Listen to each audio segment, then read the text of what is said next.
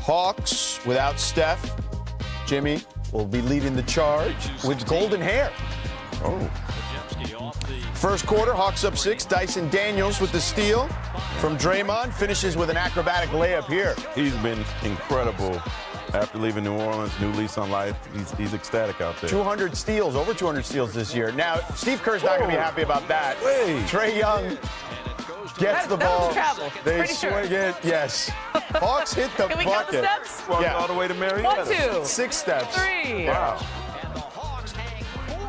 4, 5, 6. That might be the greatest one of all time. Yeah. Kerr not thrilled, obviously.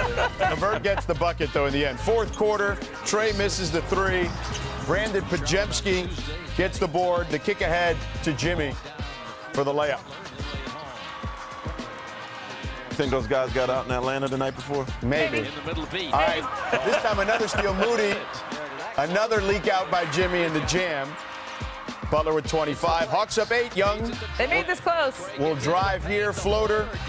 He finishes it off. Trae with wings undefeated. 25, 10, and 5 for Trae. Hawks win. With the Warriors losing this game and the Clippers winning on Sunday, just one game separates 6 through 8 in the West as these 3 teams battle to avoid the play-in. All right, let's welcome in, as we have a developing story, our guy, Youngmisuk. Look at that view. God. Look at that view from Miami. Come Literally. on. By the way, the Heat hate it when they say that they play on South Beach because they don't. They play in downtown Miami. But is literally on South Beach, okay? So, look, before we get to Jimmy's return, what's the latest on Steph's status? Sedano, I'm sorry I couldn't do this from Star Island at Pat Riley's house or on his yacht. I don't have it like you do.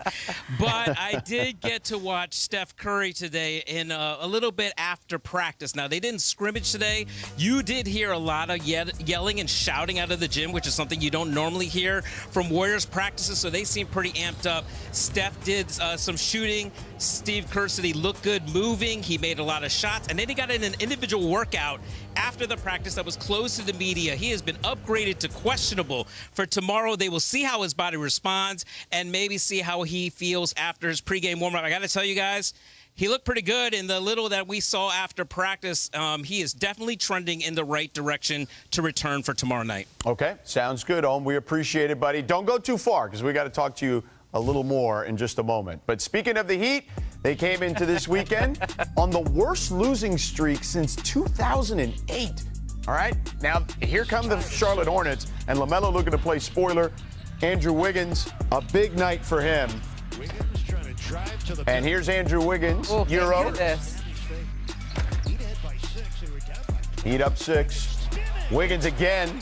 And he doesn't have any beef going into play in the Warriors either. No, none. He loves the Warriors. He said so after the fact. Here's Tyler Hero. So maybe he should be the one that's mad, right? Yeah. Hero capitalizing on the LaMelo turnover. Wiggins with the step back.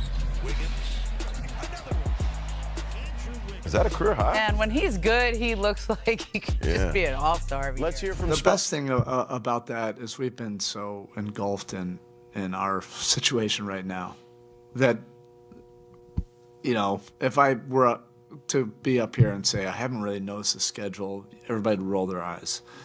I literally haven't really been able to check out the schedule. We've been trying to get a damn win. Obviously, there'll be a lot of different, feelings about it. I probably won't express, all of them, and that's fair. But we had a great 5-year run. We didn't win the title, but only one team does. All right, so back here with Ramona and Mark. And to put it bluntly, the Heat have struggled, okay? The Warriors have thrived since they traded Jimmy to Golden State. And he spoke with reporters just a moment ago. Let's take a listen. This is basketball. This is very simple. I don't have all the emotions that everybody thinks that I'm gonna have. Like, it is what it is. I realized that I had some great years here. I've built some incredible bonds with some individuals in the organization, in the city, hell, in the state of Florida. But I'm going in there to hoop. I'm going in there to play basketball. Ain't nothing nobody say, nothing nobody do is gonna get me out of character. Nobody got me out of character whenever I was going through what I was going through this entire season with the suspension. It's another day for me. All right, Ohm is here as well. So, Ohm, you're in the 305, as we mentioned, as we clearly see behind you. What can we expect from Jimmy in his return against Miami? I think he's going to be pretty focused, and I think you're going to see a Warriors team that definitely wants to make sure Jimmy Butler has a good game. Now, Jimmy yesterday spent time at his coffee shop. He was playing dominoes with the locals. A couple teammates came over, Draymond, Kevon Looney. He and Draymond definitely won, I think, 6 games of dominoes. He said he spent about 5 or 6 hours there. He said if he sees Pat Riley tomorrow, he's not going to say anything. He doesn't have much to say to many people, although he was very complimentary about still having a lot of friends on that side and certainly having a lot of love for the Miami fan base. He was asked, what about the fans that might have some disdain for you? And he said, hey, look, there are two sides to this story. Maybe it's 51% him, 49% the Heat, whatever you want to make it. And he was also asked about perhaps being portrayed as the bad guy. And he said, look, everywhere I've gone, I've kind of been portrayed as that. I have no problem playing the bad guy. It does not look like anything is going to knock him off his focus of trying to get a win against his former team and making sure the Warriors stay in that 6th spot as they try to stay out of the play-in. All right, Mark, who will this mean more for, the Heat or Jimmy? I'll say the Heat because Jimmy already got rewarded. Jimmy got paid. He's in a winning situation. It's like going back and the people that, you struggle with, they're struggling, but you're doing good. He's in a good spot. He's like Patti LaBelle. He got a new attitude, man. Like what Jimmy said, I talked to him a couple weeks ago. It's like, what do I have to complain about now? Like the organization's treating him great. They're winning. He got paid. All he's missing is his kids being in California. That's it. So I don't see him coming in bitter because everything he wanted in Miami has worked out. He got in Golden State. Ramona? I think it is the Heat that has more to prove right now because Jimmy could just point to the standings, right? They've been great since he joined the team. And I think Miami's going to handle this with class. Like, I wouldn't be surprised if he comes out there tomorrow and they have a highlight tribute video they will. for them. I'd be very surprised. And unless something goes off the rails tonight, tomorrow, check his social media. But so far, what I just heard him say sounded like his head was in the right place. He was saying all the right things. Yeah. And I remember Jimmy. What Ohm said is something that Jimmy has reiterated over and over. There's two sides to this story. So most of what we understand is why the Heat had to trade him, right? The way he sort of acted on the way out and sort of forced their hand there. But he has a whole list of reasons why he wanted out. And you can point to the contract, but I think there were some other reasons. When I spoke to him, I think there was a lot of feeling like he one day he will like to share. I said, why don't you do it right now? And he said, no, if I say anything, it'll be to Shaq. To Shaquille O'Neal, and if you know your Miami history, which you do, Shaquille O'Neal also asked for a trade from Miami and got into a fist fight with Pat Riley. Well, actually, he did not. He got traded after that alleged fist fight. It had nothing to do. He didn't ask for a trade at that point.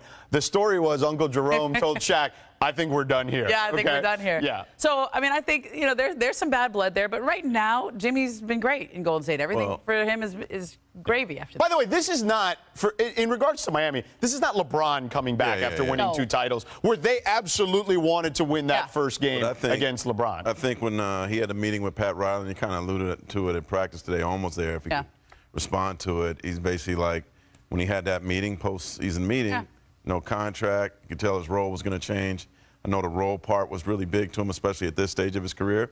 And I think he knew after that meeting that it was time to go. I will push back on the role. They wanted to change the role because they wanted the guards to be more involved to preserve Jimmy. That was their position. Also, he hadn't been that available. Correct. Like, if you're going to be in and out of the lineup, you got to change it to focus on guys who are in the lineup. For sure. Ohm, thank you, buddy. Appreciate it. By the way, tell those guys 6 isn't real dominoes, okay? That's not real. It's 9, okay? That's right, George. I will say one thing. When you talk about the Heat fans who had disdain, they just practiced at Barry, a small college here. There were 100 kids waiting outside for Jimmy to come out. And as soon as he came out, they mobbed him. Yeah, I believe that. Omi, have a cafecito for me. He's got an off day there. Let's let him go. Go off to something. Go get